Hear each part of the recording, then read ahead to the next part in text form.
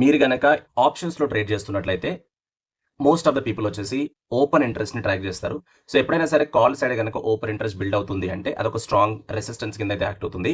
Open interest గనక put side గనక build అవుతే అదొక సపోర్ట్ కింద యాక్ట్ అవుతుంది. దాంతో పాటు మనం వాల్యూమ్ కూడా అబ్జర్వ్ చేస్తాం. ఏ ఓపెన్ ఇంట్రెస్ట్ దగ్గర అయితే, ఏ స్ట్రైక్ ప్రైస్ దగ్గర అయితే వాల్యూమ్ ఎక్కువగా ఉంటుందో అక్కడ యాక్టివ్ బయింగ్ గాని, సెల్లింగ్ గాని జరుగుతున్నట్టు. మనం అబ్జర్వ్ చేయాల్సింది ఐవీ. సో, ఐవీ అంటే implied volatility.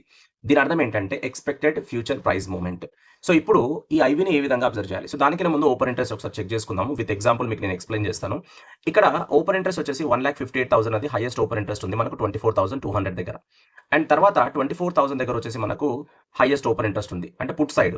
So, put side వచ్చేసి మనకు ఓపెన్ ఇంట్రెస్ట్ 24,000 దగ్గర ఉంది. అండ్ యాస్ ఆఫ్ నౌ 24,200 వచ్చేసి మనకు ఒక రెసిస్టెన్స్, 24,000 వచ్చేసి మనకు ఒక సపోర్ట్. ఇదొక జోన్ అనుకుందాం. ఇప్పుడు ఐవీ గురించి చెప్పాలి కదా! సో, ఐవీ ఏంటంటే ఎప్పుడైనా సరే ఇప్పుడు ప్రైస్ అనేది 24,000 దగ్గరకు వచ్చింది. అంటే ఒక రెసిస్టెన్స్ దగ్గర. ఇప్పుడేంటి ఇది బ్రేక్‌ఔట్ ఇచ్చింది. ఒక పెద్ద గ్రీన్ క్యాండిల్ ఏర్పడి దీని పైన క్లోజ్ అయింది అనుకుందాం.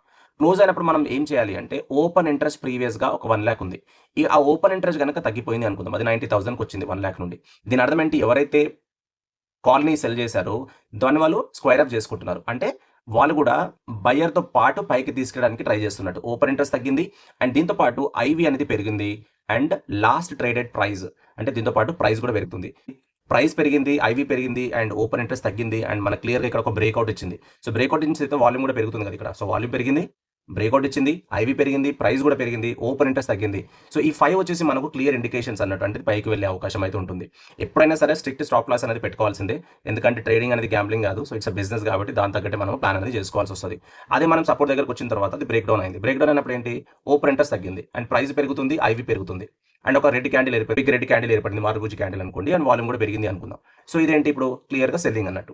సో, ఐవీని కూడా మనం అబ్జర్వ్ చేయాలి. సో, ఓవరాల్‌గా మనం ఏంటంటే ఐవీని చెక్ చేసుకోవాలి, ఓపెన్ ఇంట్రెస్ట్‌ని చెక్ చేసుకోవాలి, వాల్యూమ్ చెక్ చేసుకోవాలి, మార్కెట్ స్ట్రక్చర్‌ని కూడా చెక్ చేసుకోవాలి. వీటన్నిటి గనక కలిపి గనక ట్రేడ్ చేస్తే మనకేంటంటే హై ప్రాబబిలిటీ ఉండే అవకాశం అయితే ఉంటుంది.